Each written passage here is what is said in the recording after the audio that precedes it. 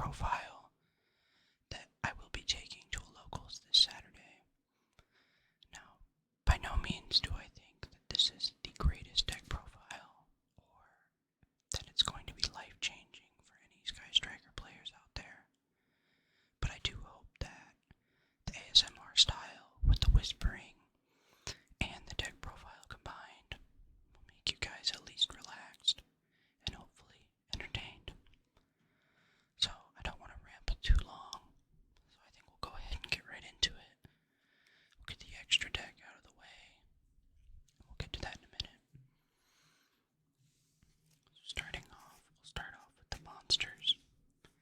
We are, of course, playing 3 copies of Sky Striker Ace Ray. This is by far the best monster in the deck. This gets you into all your link plays and can help with the OTK. This is essential. If you could play more than 3 copies, you would. And then of course we are playing 1 copy of Rose. I've seen some lists of people playing more than 1. I don't like to see this card. The only time I use this card is when I send it to the grave of Hayate for the OTK. So I think playing 1 is the best.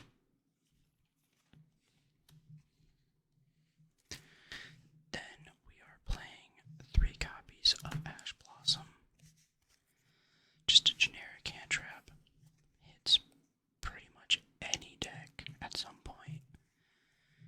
Then we are playing 1 copy of Effect Veiler. Now, this card could really be anything. I just found that I had 1 extra space, and Effect Veiler just seems to fit in Sky Strikers. So we are going with these for hand traps. Now onto the spells. We are of course playing 2 copies of Sky Striker Engage. Now this is one of the best Yu-Gi-Oh cards ever printed. You would be crazy to not play 2, as that's all that's legal. Basically says grab any Sky Striker card you want, and then in almost all situations you also draw a card.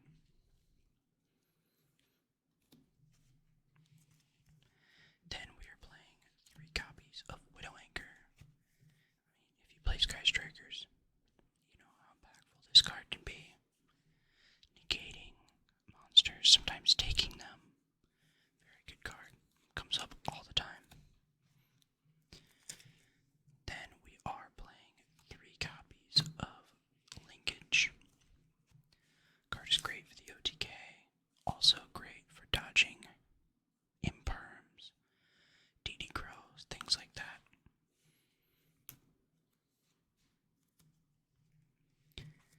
We are then playing 2 copies of Afterburners. Very good card. Gets rid of your opponent's problem cards. And if you have 3 or more spells in the grave, which you usually do if you're playing Strikers, will destroy 1 spell or trap on the field.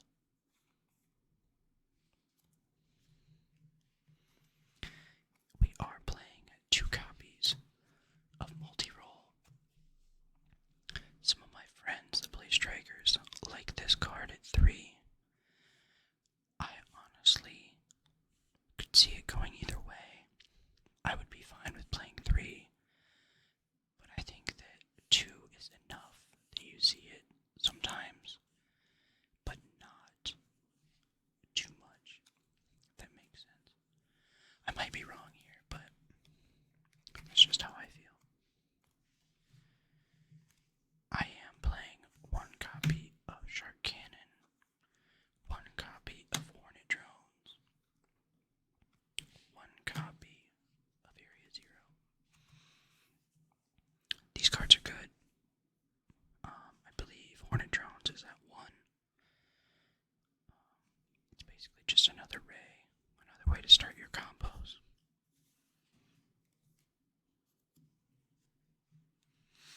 We are playing 1 Called by the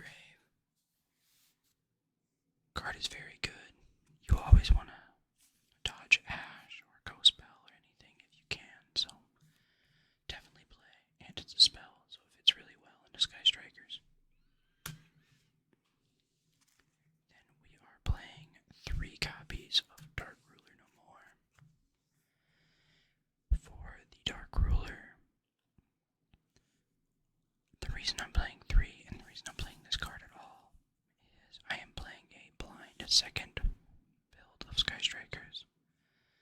So this basically just turns off all your opponent's problem cards and then lets you deal with them with things like Afterburners and Widowmaker. Although, just so you know, if you're not aware, if a monster is already negated by Dark Ruler, you cannot activate Widowmaker. That is an illegal activation. Although it is very tempting, it is not legal. We are playing one copy of Reinforcement of the Army. Very good card. Gets you to Ray whenever you need her. I am playing 2 copies of Triple Tactics Talents. I would play 3, however, I only have 2. And in that same vein, I am playing 1 copy of Thrust. Again, I would play more, but this card is ridiculously expensive, and I've already spent enough money on my lab deck, so this ratio seems to work. It's not optimal, but like I said, this isn't my main competitive deck, so I think these are fine. I am playing 2 copies of Lightning Storm. Breaks boards, outspells and traps. Just overall a good card. Always want to see it going second if you can. We are playing 2 copies of Pot of Desires. Basically Pot of Greed. Draw 2. The banish is rarely hurt. If you have a search with Engage or something, you always want to do that first, obviously. But then, at that point, the Desire banish doesn't do anything really, so Pot of Greed is always good. We are playing 2 copies of Book of Moon. I did have this at 3, but then I kind of ran out of room in the deck, and I always keep my decks to 40 cards. So I did end up cutting one of these Book of Moons, and it's very rare that seeing this card would have won the game if I didn't see it already. So I think playing 2 is good. It's a good card. Now for the one-off spells, I am playing 1 Forbidden Droplet, 1 Dark Hole, and 1 Change of Heart. Obviously, Droplet's good. I would probably play another Droplet for Dark Hole, but I don't have one, so we're playing Dark Hole because I have space and to clear boards going second, and Change of Heart to take cards similar to Tactics Talents. Now, that's all for the main deck. We are not playing any traps. It doesn't make sense to, aside from Imperm. And I just feel that I can get the same amount of value from hand traps or spells. And spells just work better. So, now on to the extra deck.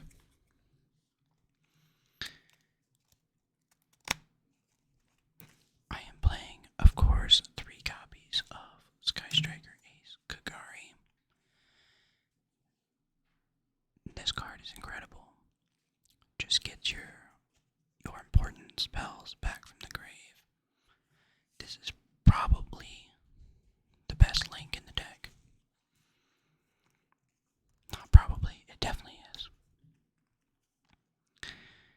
I am playing 3 copies of Sky Striker Hayate. Very good for the OTK. Not usually the most impactful, but still a very good card and necessary to play 3 of. I am playing 3 copies of Shizuku. Now, I wish that I could cut Shizuku. I feel like she's not the most impactful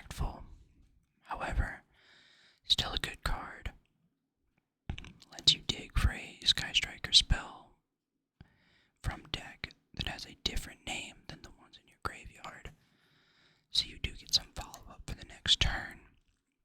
But that has to happen in end phase. If this card didn't require the effect in end phase, if you could do it in main phase, it would be a lot better. But anyway, I am playing 3 of those names. Now, I am playing, let's grab these first. I'll get the striker names out of the way. We are playing 1 Zeke, useful for linking away opponent's monsters if you need to, and same with Azalea. You can make her, I believe, with Ray and Rose. Yeah, Ray and Rose, because Rose is a light and Ray is a dark. It's very rare that you're summoning Rose, but if she's in your hand, it's an easy way to get rid of her and then actually use her for something with Azalea, which can get rid of some problem cards on your opponent's side of the field, so I play them both. Now on to the non-striker cards. We have 4 slots in the extra deck. I think this card could be tons of other things, but I am playing a Transcode Talker. Not amazing. Rarely comes up. This should be an SP Little Knight, but like I said, this is semi-budget casual strikers, so I'm not spending $100 for a Little Knight, although I could use it in other decks. I just don't see the reason now, although the card is crazy. So for now, this is a Transcode Talker, which of course helps you go into Access Code Talker. Very good card. It does come up sometimes in strikers, but it's rare. And then for our final spots, we are playing 1 Typhon.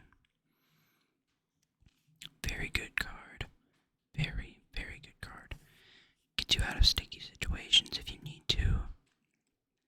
And more important, turns off almost all boss monsters.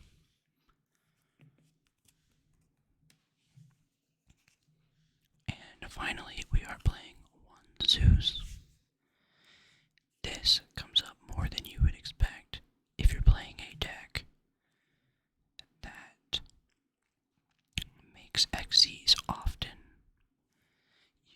There's so many cards in the main deck that take a monster. For example, the Widow Anchor will steal a monster.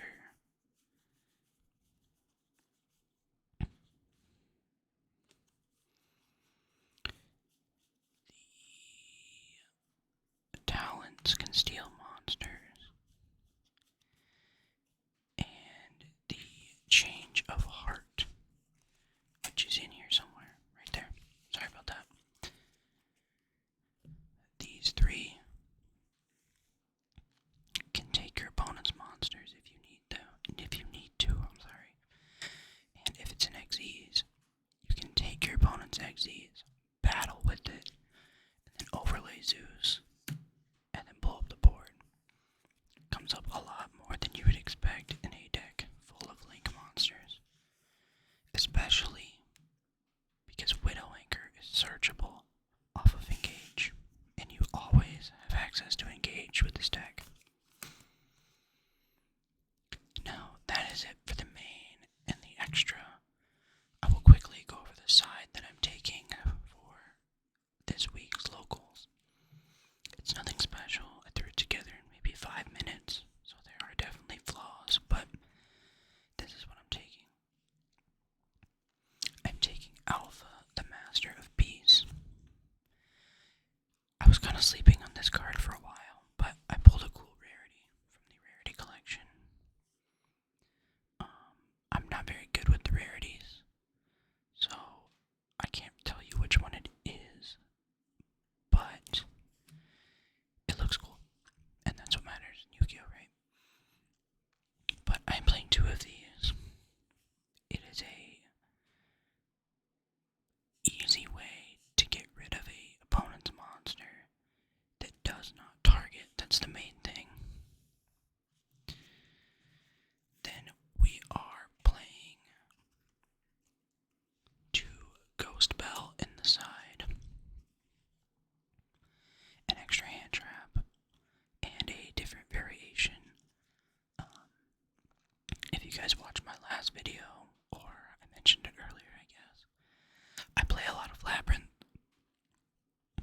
card is very good against Labyrinth, and I do see some Labyrinth at locals, so it does make sense for this to be in there. Then, of course, in any side deck, you have to play 3-dimensional barrier. Now, I do realize that this card is kind of cheap. It's a cheap way to get a win. But I do expect to see Pearly. I do expect to see some Sword Soul, most likely. Any deck that turbos out synchros. I believe I will see some like Red Dragon Archfiend stuff there. So if I win game 1 going second, they are automatically either going to side in very heavily, and I need this card, or if they make me go first, because they know I'm playing a lot of blowouts, then I almost have to see this going first, or I lose, because Sky Strikers has been power gripped, and it can't do a ton going first besides set Widow Anchor and maybe a hand trap or 2 in the hand. So it can't put up that much interruption going first. So I almost have to rely on a card like this. And we are playing 1 Magnemite, 1 Druid Swarm, and 1 Baldrake. Let me get these out of the way. Sorry about that. So I do expect to see some tier, which is another reason for the dimensional barrier. And even if you don't expect to see tier, you should be prepared for it, because tier is a very good deck. These cards are incredible against tier.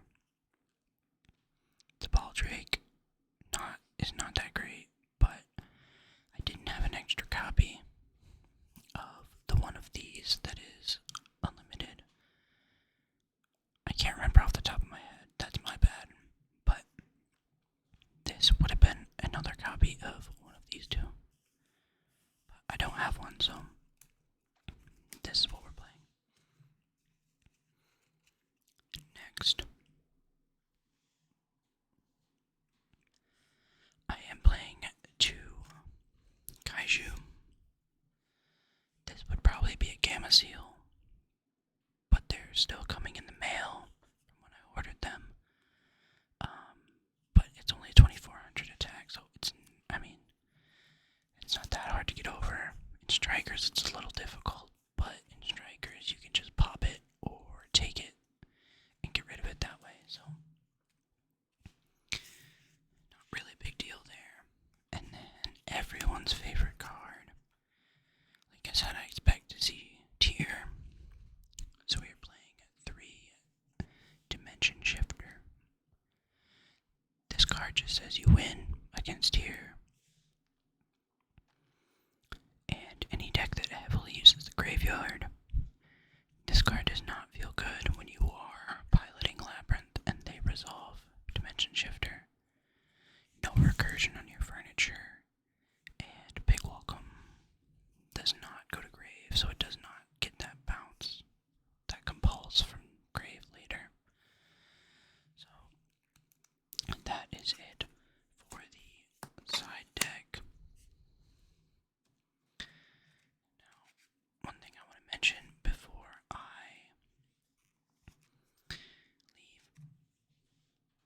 leave is please let me know what other kind of Yu-Gi-Oh content you would like. I obviously do plan on making ASMR videos that are not Yu-Gi-Oh related. I just happen to really love the game, and I have a lot of cards lying around, which admittedly gives me a lot of different things that I can ramble about. So, please let me know what else you would like. I do have a deck profile for Cyber Dragons coming soon. That one I just have to film. It's Cyber Dragons Dragons has always been one of my favorite decks, if not my number one favorite deck. So that will be coming. And let me know if you guys like these deck profiles, if you want me to do something else, if you want to see some Master Duel gameplay, if you would like to see me sit down and talk about how a tournament goes, my matchups, if you would like to see any kind of combo videos. I'll admit, I'm not the greatest player in the world, but it is ASMR, so it's not really focused on the Yu-Gi-Oh! Although that is, the main focus of the actual physical part of the video. But, I mean, for me, when I'm watching ASMR, the people can just be rambling about anything, and as long as it sounds good to me, then I'm relaxed and I'm having a good time. So if you have any suggestions